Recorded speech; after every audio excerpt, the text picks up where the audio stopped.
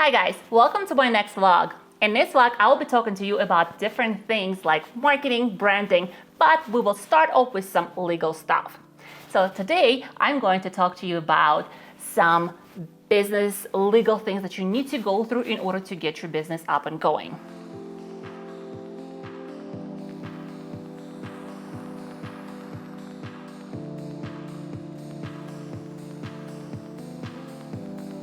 The first thing that I'm going to be doing is picking out my business name. When I opened my first business, I had some struggles with a business name. I will be honest with you that my first business name was not my first business name. I went through different business names. I tried to go with my name in a business name. I tried to go with things saying like, oh, a planning company in a business name. And then all of that didn't work. So there are a couple of the tips that I want to share with you that kind of help when you're thinking about the business names.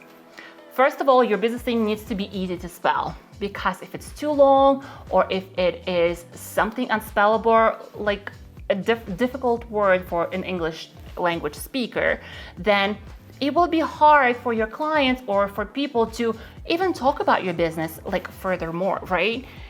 When they are talking about how great of experience they had hiring you as a decorator, and they want to like refer you to like other people, but they'll be like, oh, their business name was something, and they cannot say it because it was hard to remember, it's hard to pronounce, so it would be hard. And believe me, I've been there, I've done that, and this is why I changed my name to whatever it was the past couple of years.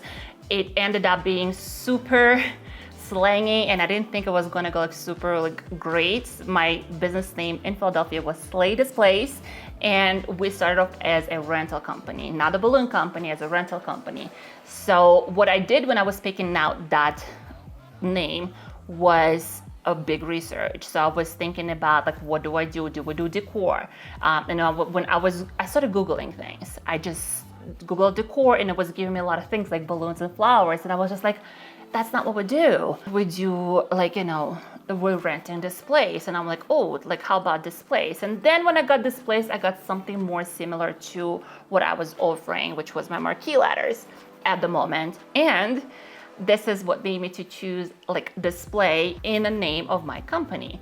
And then the first like word had to be something catchy, and this is something that me and my team ended up using as a verb a lot of times communicating with our clients. So and it's a catchy slangy word, which is slay.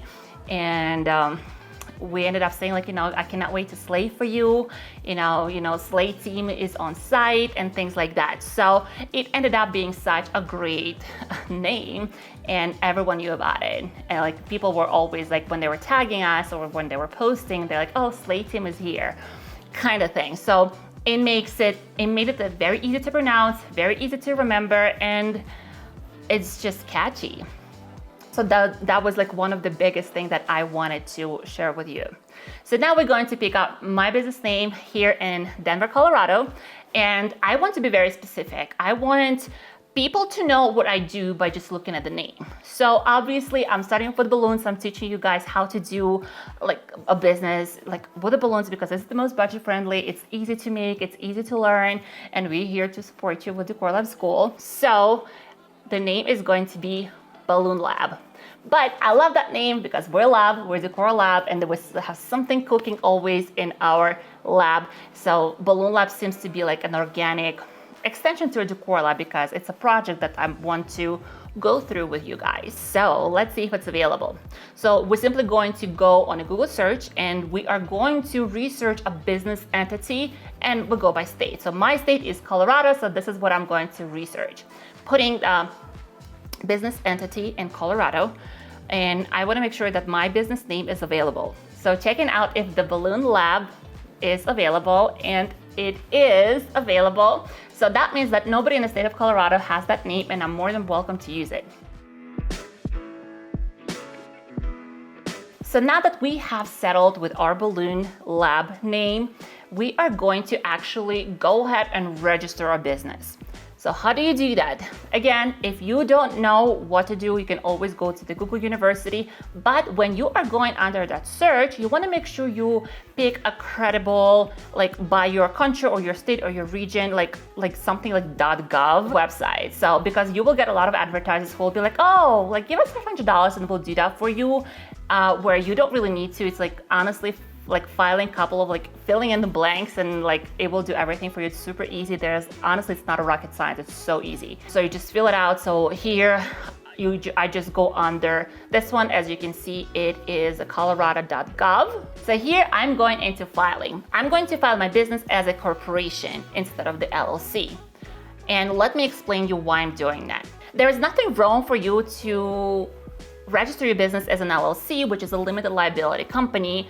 But when it comes to do your taxes, it is very important to file your taxes properly and to file them as a S corporation versus self-employed, because it's going to make a drastic difference in taxes when you do that. And again, that varies in state by state. Again, I'm talking about United States things. If you are located in a different country, please consult with your local bookkeeper or an accountant. They will give you the best solution for what you are going through, because believe me, when you start making those money and you have to pay taxes as a self-employed person, as of 2021 by Forbes magazine, by Forbes website, it was about almost 16%, I think like 15.5% in taxes that you have to pay as a self-employed, which is when you are paying for that as a S corp, it's a lot less. So honestly, besides that, like there's not much of a difference for us in our niche in our business. So, and this is why I'm choosing a corporation when I'm registering my business. As I said, it is very easy to file all of the documentation. You just pretty much follow the prompt. It's gonna prompt you what to file and what information is missing if you did miss any spots.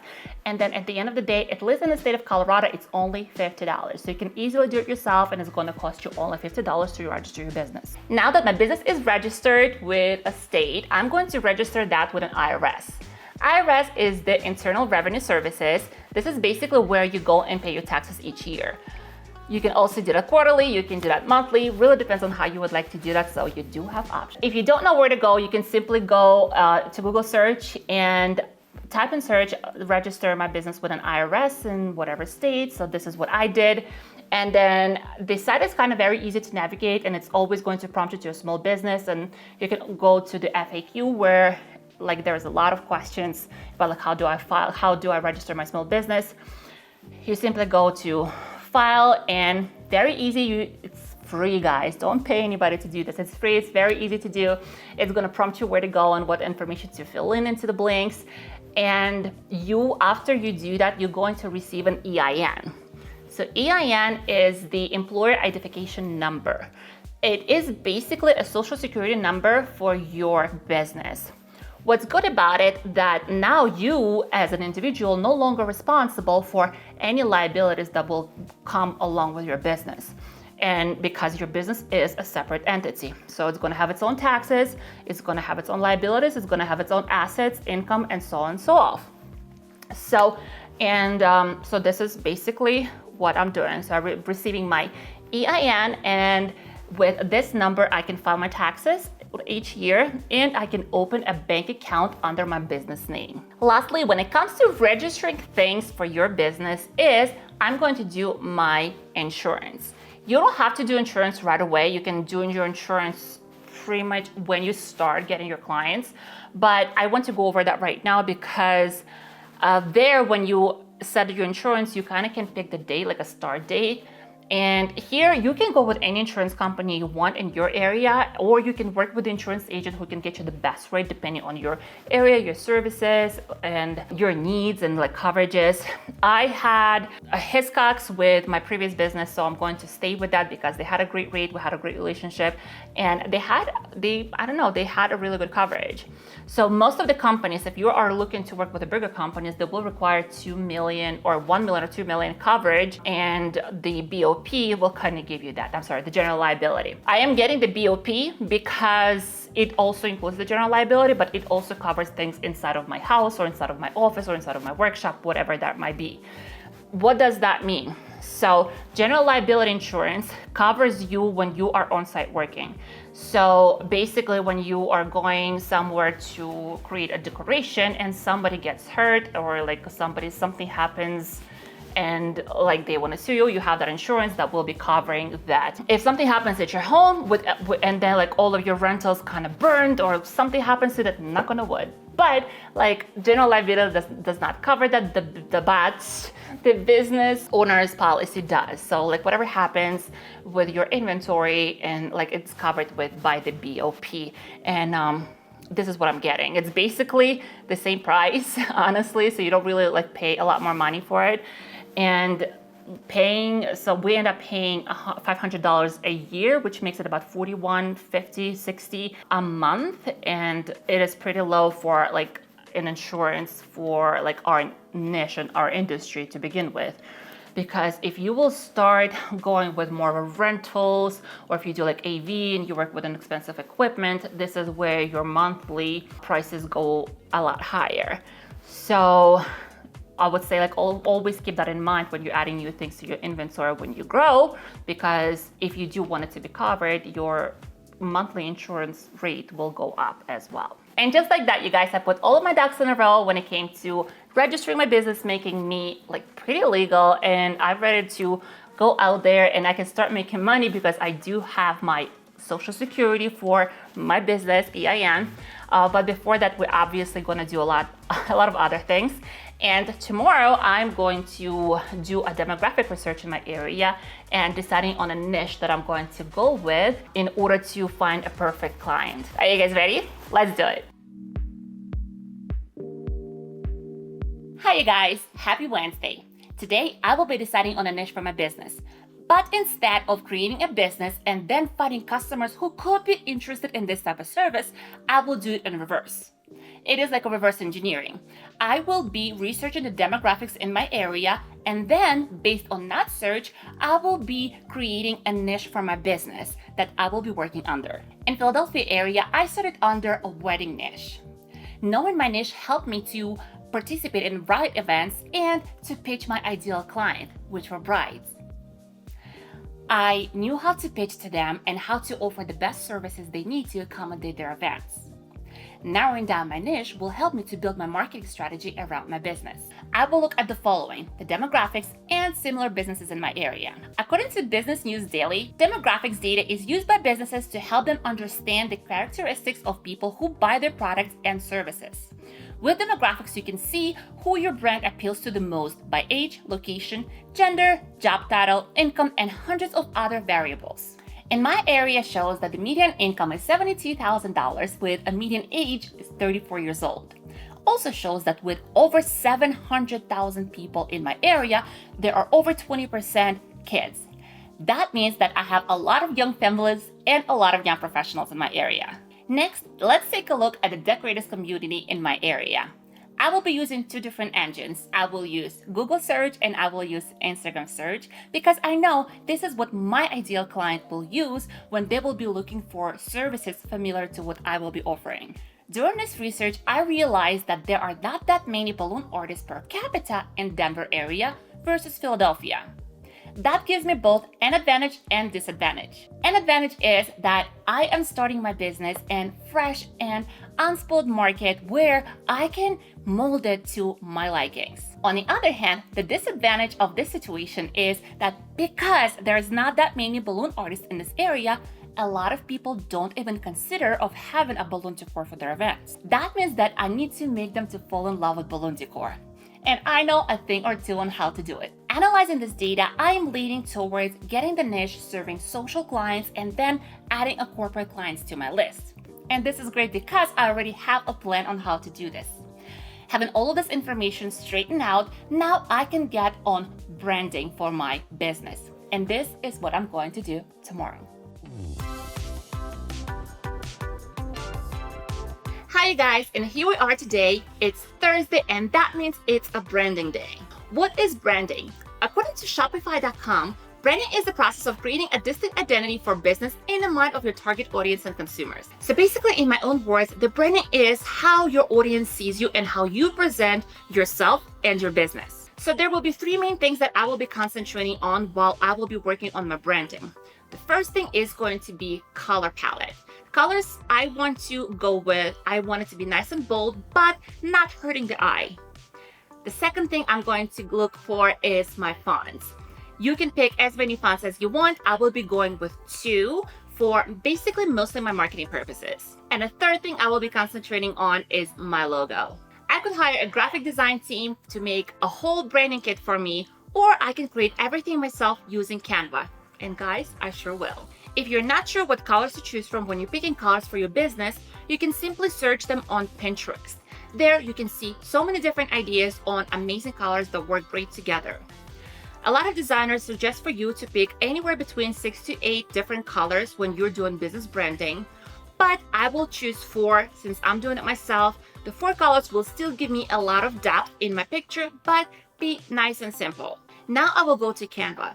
Here I will be creating my logo and I will pick fonts that I will be using for marketing my business throughout the year. You can use so many different elements or their templates that have been provided by the platform to create anything you want and that will fit any vision. First, let's start with fonts. When you are working on your brand visibility, fonts are really important. So you want to pick more than 1 font. I will have 2. One is going to be for my headline and the second one is going to be for my text.